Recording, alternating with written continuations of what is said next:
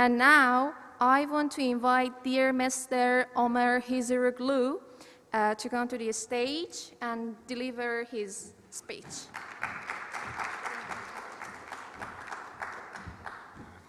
Good morning, thank you very much.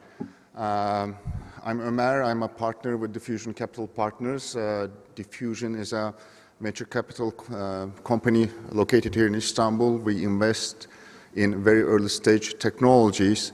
Thus, the topic of my talk, role of intellectual property rights in commercialization of inventions with a particular focus on startups, and I believe I'll be here until the coffee break. So, this is my favorite slide. I'd like to start with a question, and the question is this one. What is this? The answer is easy to read, if you can read it. It's a human-machine collaborative robotic systems. It's coming out of Johns Hopkins University. It's a really cool device that makes the world a better place, certainly. It's obviously a patent. So is this. It is also a patent. It's a patent to walk around with your hamster on your waist. So there's a difference. What is the difference between these two? Not all inventions are equal. Some inventions make the world a better place.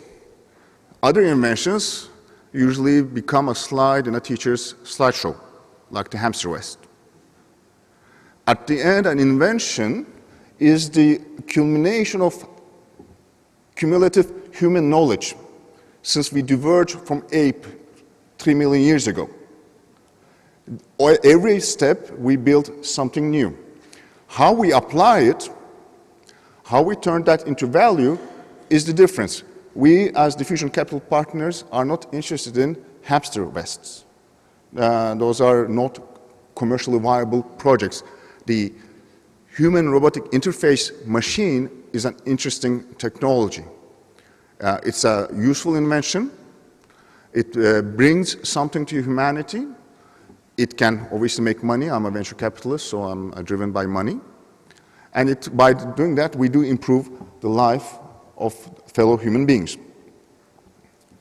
So I think this is a good point to ponder about these two terms, often confused. I don't expect the audience here will confuse that, but the difference between an invention and innovation. Innovation is a buzzword, especially in emerging economies. It's used to justify all kinds of spendings and policies.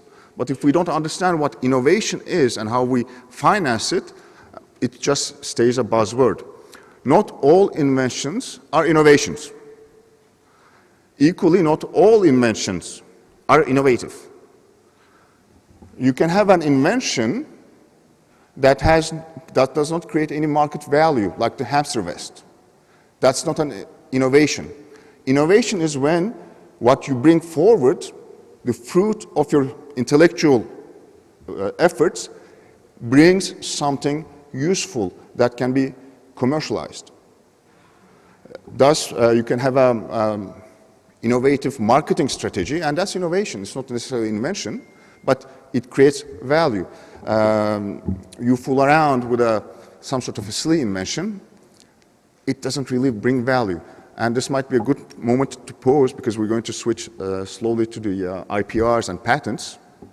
About 90% of the patents filed throughout the world are usually useless. Useless in the sense that they don't generate money. And patents, as you know, is an expensive process. This is a point where we have to keep in mind that our inventions, protected by patents, should be valuable. For that, we have to focus on the quality of the patents and not the quantity. This is a problem we're experiencing here in Turkey, as Turkey is slowly gearing up to the intellectual property system and trying to understand the purpose of it. Many institutions are still measuring their success by the number of patents that they filed. As an investor, I'm not interested in the number of patents you have in your portfolio. I am interested in one patent that will bring maybe $20 million. So that's where the focus becomes critical. So we as Diffusion Capital Partners, we are at this juncture where we try to take an idea to the market, usually from a university. We tend to work a lot with universities.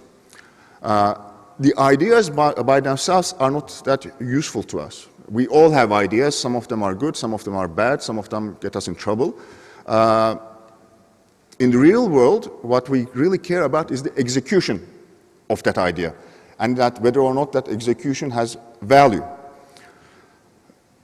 You cannot truly commercialize an idea. And if you don't, in order to commercialize it, you need to build some sort of a business model around it. And that's what I'm going to be talking about the second half of this presentation. The idea can be just worthless because it's plain bad idea, or you just use the bad commercialization strategy. And one of the biggest errors we see with regards to inventions is that the inventor at one point fails to secure the proper intellectual property protection for his invention. We have all heard of that story, right? Edison and Tesla, who invented the light bulb. And there are many more like that. Well, Tesla seems to be the one who actually invented it. Edison is the one who secured the patent. That patent led to the General Electric. So it's not a minor thing, finding the right IP protection. There's another company that we are pretty much aware of, right? Coca-Cola.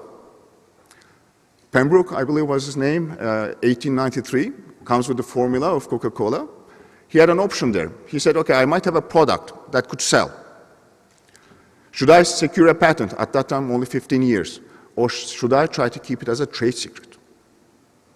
Now, looking back, with the benefit of hindsight, they made the right call. They decided to keep it as a trade secret, which means that over 100 years now, Coca-Cola is maintaining an incredible competitive advantage and has become the company it is now.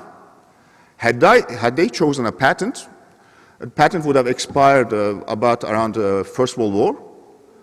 Usually not a good time to commercialize consumer products, wartime.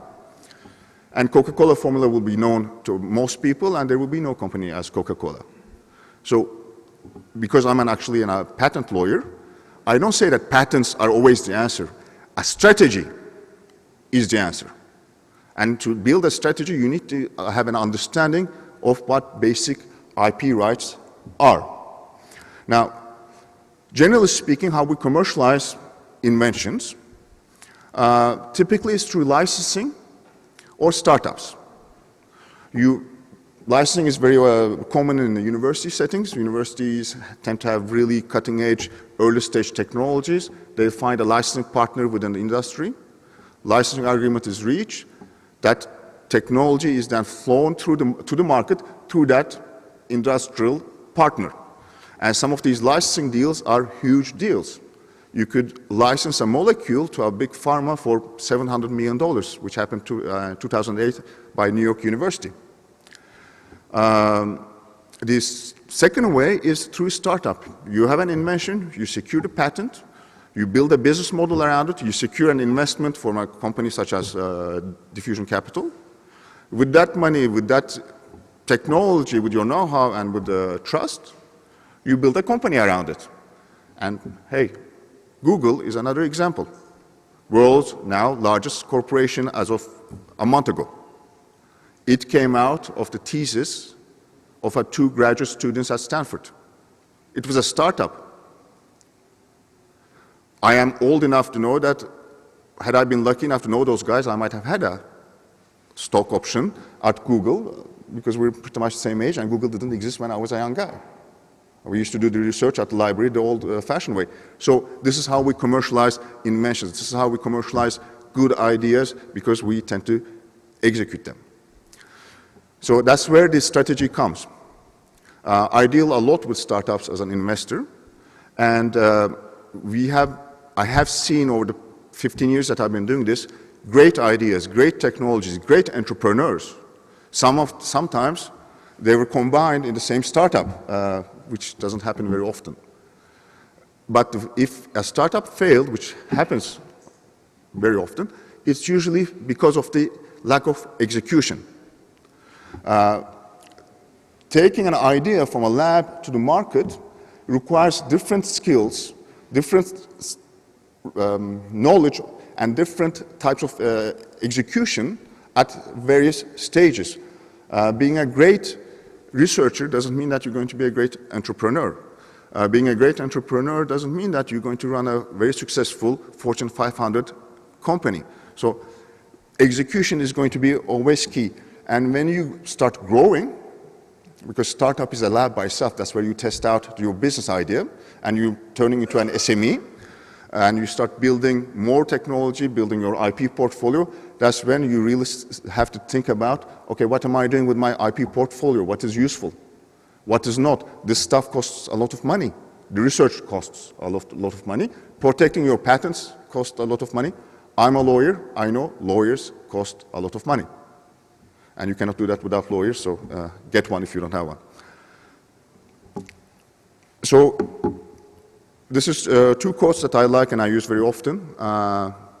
Innovation without protection is philanthropy. You can have an invention and you want to gift it to humankind. It's your call, you can do that. That's philanthropy. You want to make money of it, secure a patent.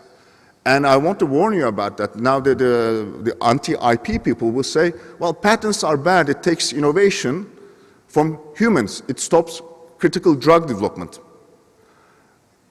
Empirical scientific evidence suggests that it's not the case. If you get a patent, it has a greater chance of hitting the market, becoming a product, thus helping people.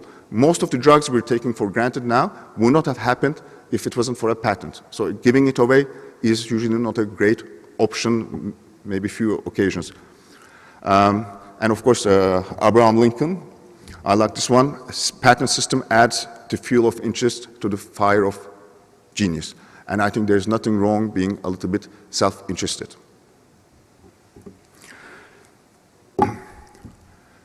Dealing with startups, most of the things that we realize, they're either unaware of intellectual property rights, confusing the terms, patents, trademarks, copyrights.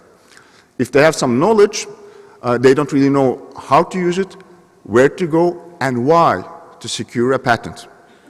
There's the added problem. A startup is usually cash-strapped. It doesn't have much money, and patents are expensive. So there's this tendency, which comes from lack of understanding of the IPR system, to, I'll deal with that later. Let me focus on developing my product first. Bad mistake, because then you end up with a good product that might have a good traction in the marketplace, but you don't have a legal protection. You cannot exclude your competitors from coming into the market that you created. So it's not one of those things that you can say, well, I'll deal with it later. You need to deal with it as quickly as possible.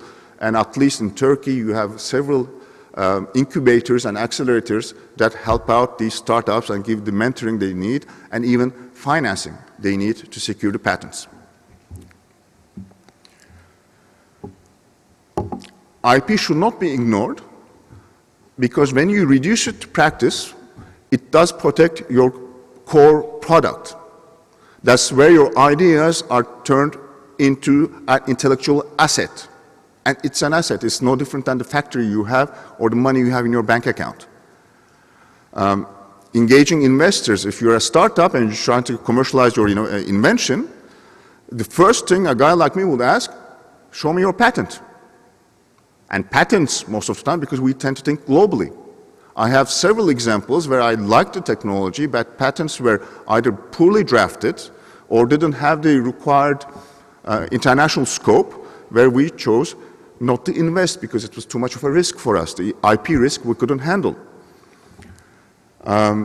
It is also the basis to build further innovation, either in-house or through collaboration, and I cannot stress the importance of collaborations. Many of the products we use today are the result of several innovative technology companies collaborating. And in order to secure that collaborative platform, it's nice to have a defined set of assets. My patent and your patent together, let's build this.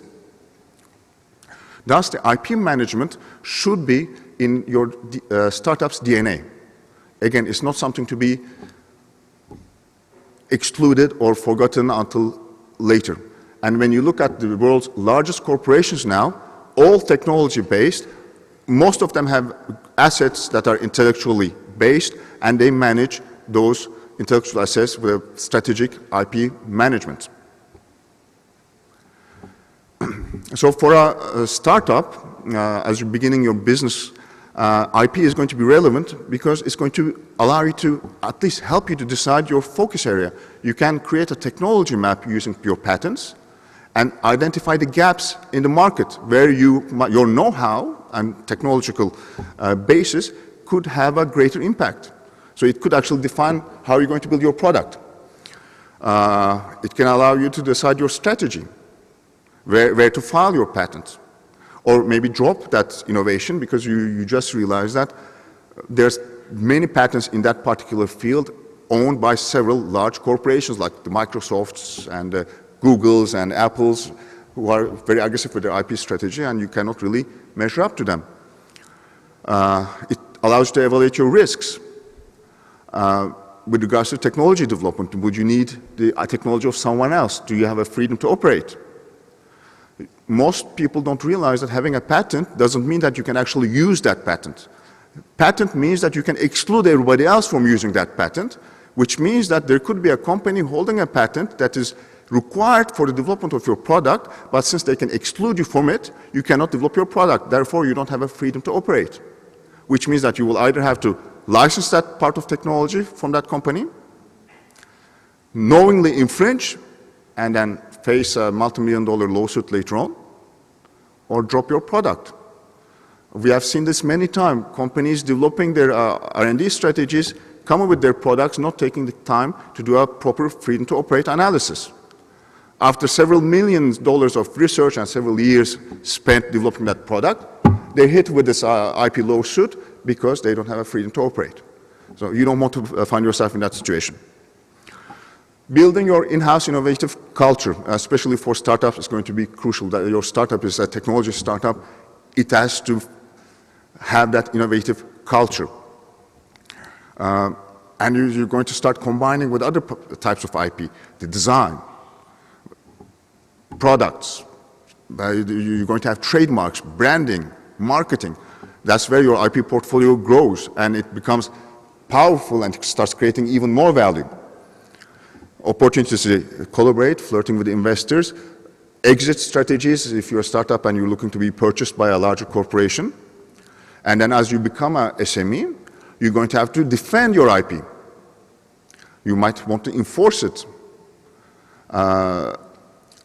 You're going to have to build new innovations, new inventions to remain competitive. You cannot sit on few patents you filed and hope to be a great, successful company forever. The technology moves at such a fast pace these days. Somebody will catch up if you don't keep innovating.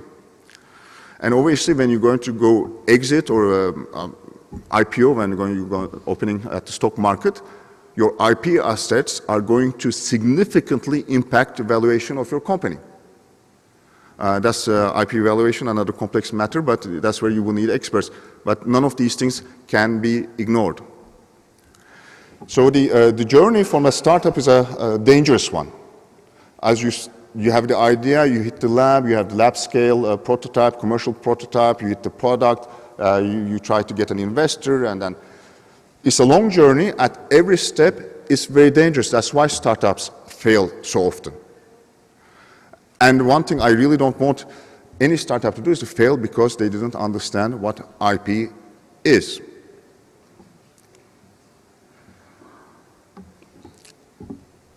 So that's that trap of most startups. Two quick other examples. We had a startup that didn't have a patent in a crucial country that we would have otherwise invested. I mentioned that already. The second one was a startup with a PCT application, meaning that it was open to international national patent filings, which was good. But the patent documents was drafted very poorly. And it was too late. That's when the patent lawyer, or the patent agent rather, did a bad job. We could not invest in that stuff. So you need to know what you're doing. You need to be able to at least know enough to control your service providers, because these documents, if you don't do them properly, could kill your business. Few common mistakes, and I'm about to wrap up. I know the coffee break is just around the corner.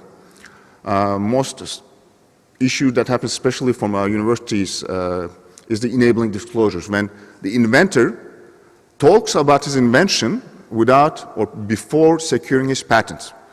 Patents require novelty, and if you disclose your patent before you file for a patent, your own disclosure will kill your patent. You will not get a patent. So you need to be very careful what you're disclosing when, before you get a filing date. Choosing the wrong protection. Poorly drafting your patent application. Basically, you don't protect the core of your invention, but you protect the surroundings of the technology that are not that crucial. You only secure a patent, let's say in Turkey, but you miss the fact that the great market is going to be in China. And you didn't secure a patent in China because you don't trust the Chinese patent system, which, by the way, is wrong. Chinese patent system is has improved greatly in the past few years.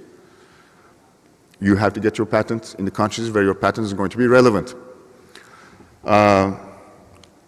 Engineers do that all the time, so inventors tend to be engineers. You keep improving your product beyond the patent. So you end up with a product in the market that is not completely covered by a patent.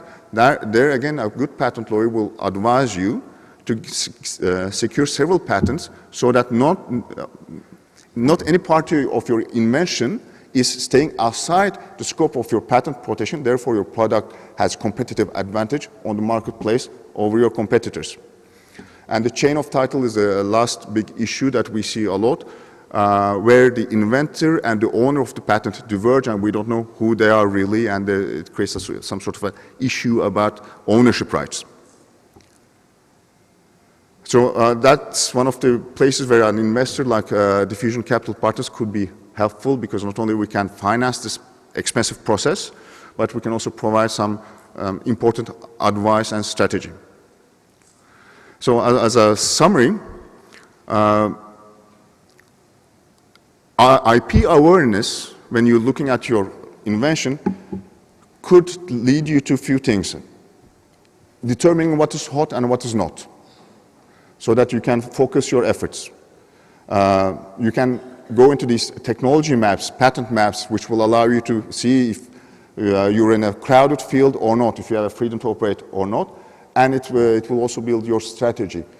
Most IP assets are sometimes commercialized as a product, but it also gives you the option to license the same asset to another company and basically maximizing the money you are making, or building strategic alliances and so forth. So at no point of a company's beginning to its end, from a startup to a Fortune 500 company, any company that claims to be a technology-based company can ignore the management of its intellectual assets. If they do, they will fail. This I covered, and I'll just let you guys have your coffee now. Thank you very much for listening to me, and have a great day. Thank you.